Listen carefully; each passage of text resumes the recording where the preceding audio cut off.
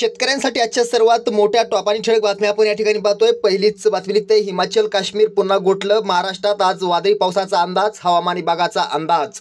पुढली मोठी बातमी निघते, शेतकऱ्यांच्या सोन्याचे पडले दर, ज्वारीच्या पारंपरिक पिकाकडे पाठ फिरवण्याची शक्यता। पुढली मोठी बातमी निघते, कापूस आणि तूर खरेदीची देवेंद्र फडणवीस यांनी विधिमंडळात दिली माहिती, भावांतर देतील का, शेतकऱ्यांचा प्रश्न। पुढली मोठी बातमी निघते, अहिल्यानगर जिल्ह्यात 56,000 हेक्टरवर भाजीपाल्याची लागवड। पुढली मोठी बातमी निघते, राज्यावर 8 लाख कोटी रुपयांचं कर्ज असताना पुरवणी मागण्यातून सरकारच्या तिजोरीवर डल्ला, अंबादास दानवेंचा आरोप। पुढली मोठी बातमी निघते, सौर कृषी पंपासाठी 100 कोटींच्या निधी वितरणास मंजुरी, शेतकऱ्यांना दिलासा।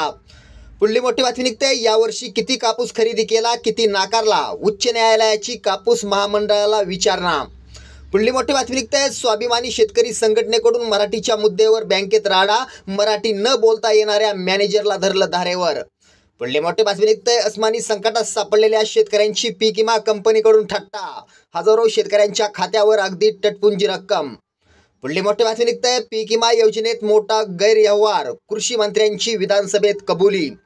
पुढली मोठी बातमी निघते, 20 लाख घरांना मोफत सौर ऊर्जा, मुख्यमंत्री देवेंद्र फडणवीस यांची मोठी घोषणा।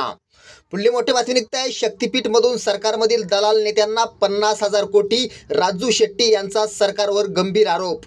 पुढली मोठी बातमी निघते, पावसाने उद्ध्वस्त शेतीसाठी मोठा आधार, राज्य सरकारकडून कोट्यावधींचा मदतीचा हात, शेतकऱ्यांना सरसकट रक्कम जमा होणार, शेतकऱ्यांना दिलासा। शेतकऱ्यांसाठी या होत्या सर्वात मोठ्या टॉप आणि ठळक बातम्या। धन्यवाद।